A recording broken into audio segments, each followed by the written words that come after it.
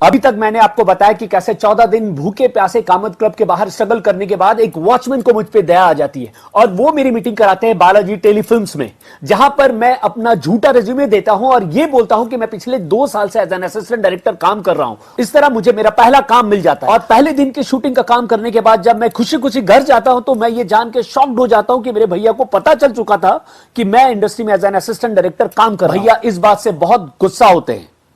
भैया की वो गुस्से वाली आवाज़ सुन करके तो मेरी हालत ही खराब हो गई। अब समझ में नहीं आ रहा था कि कमरे में जाऊंगा तो भैया को क्या एक्सक्यूज़ दूंगा, क्या बहाना मारूंगा कि मैं क्यों गया था शूट पे, जबकि भैया को पता था कि मैं मुंबई सिर्फ कुछ दिनों के लिए रुका हूं और मुझे पुणे जाना था सिम्बायोसिस में अपनी आगे की MBA की पढ़ाई के लिए।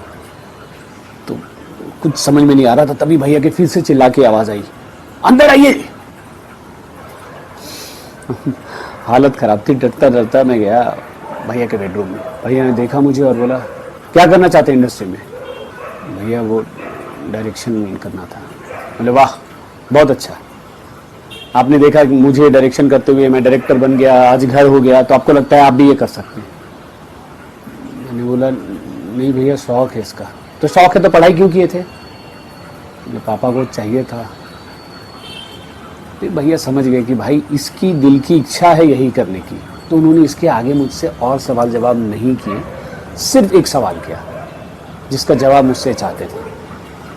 उन्होंने बोला आप पहले तो वहाँ पे धनबाद में, जहाँ से मैं हूँ, धनबाद में तो थिएटर करते थे, वहाँ पे आप एक्टिंग करते थे, यहाँ के डायरेक्शन का क्या भूत हो गया?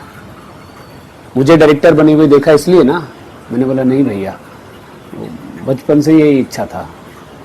हमको याद है वो मिशन कश्मीर फिल्म देखा था, तो उसमें फूल अंदर जाता था, एक शॉट था फूल अंदर जाने का, तो फूल अंदर जाता था, तो उस शॉट देखा था तो हमको इच्छा था कि वो शॉट हमको लेना चाहिए था, हमको पानी के अंदर होना चाहिए फूल खींचने के लिए। भैया देखे और स्माइल करने लगे, बोले भाई वो फूल अंदर करने का काम सेटिंग वाले का, फाइट मास्टर का होगा शायद वो सीन में, अब इसमें डायरेक्शन कैसे हो सकता है? बोला पता नहीं भैया, लेकिन इच्छा तो यही करने का है। भैया ने हालांकि पहले मुझे सजेस्ट किया कि मुझे आर्ट टीम में ज्वाइन करना चाहिए, क्योंकि अब वो समझ चुके थे कि मैं फिल्म इंडस्ट्री में आना तो चाहता और वो मुझे रोकना भी नहीं चाहते थे। तो उन्होंने पहले मुझे सजेस्ट किया कि मैं आर्ट टीम में जाऊँ, बिकॉज उनका मानना था कि मेरी ड्राइंग अच्छी है और मैं थोड़ा पढ़ा लिखा हूँ, और आर्ट टीम में अगर थोड़ा पढ़ा लिखा और ड्राइंग अच्छा जिसका हो तो वो अच्छा फ्यूचर हो सकता है उसका। तो उन्होंने मुझे सजेस्ट किया कि आप जाकर के नितिन देसाई को ज्वाइन कर लीजिए असिस्टेंट। लेकिन मेरी अंदर से इच्छा यही थी कि मुझे पैसे से ज़्यादा ना काम कमाना था, तो मेरी इच्छा थी कि डायरेक्शन ही करूं।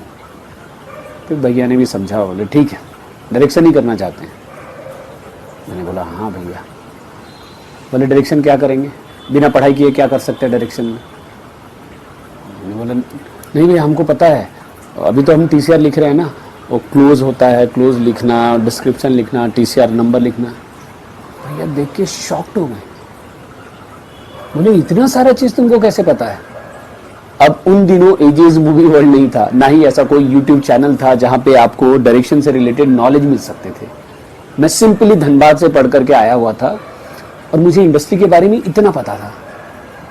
तो मैंने बोला वो भैया आज जो गए वहीं पे सीखे। तो बोले एक दिन में सीख गए? बोला हाँ भैया, अभी ज़्यादा समय नहीं था, हमको लगा कि कुछ ना कुछ जल्दी करना पड़ेगा नहीं तो उन्होंने मुझे देखा और इम्प्रेस हो गए। उनको अच्छा लगा कि यार उनका भाई इतना लगन से कर रहा है। और उसके बाद उन्होंने मुझसे कुछ सवाल पूछे कि क्लोज किसको बोलते हैं। मैंने कुछ कुछ के जवाब सही दिए, कुछ कुछ के गलत दिए। लेकिन फिर भैया मेरे साथ बैठ गए वहीं पे, बोले आइए इधर आइए। पेपर लिया और वो पेपर में ड्रॉ करके बताने लगे, इसको क्लोज बोलते हैं, इसको मिड लॉन्ग बोलते। तो बहुत सारी चीज़ जो मुझे सुशील जी ने उस दिन बताया था वो तो वहाँ से सीख गया था। बहुत सारा कन्फ्यूज़न था, वो कन्फ्यूज़न भैया ने क्लियर कर दिया और फाइनली भैया से भी हाँ मिल गया। मेरी ज़िंदगी थोड़ी सी नॉर्मल हुई क्योंकि अब भैया ने एक्सेप्ट कर लिया था कि मैं इंडस्ट्री में ही काम करूँगा।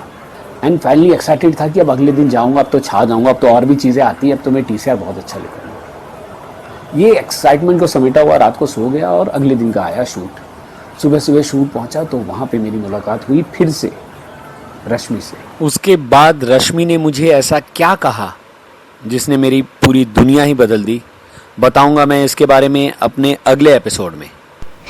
तो आपको अगर ये वीडियो पसंद आ रहा है तो प्लीज लाइक कीजिए, सब्सक्राइब कीजिए चैनल को और शेयर कीजिए ज्यादा से ज्यादा लोगों से, ताकि पर्दे से उनकी दूरी कम हो सके।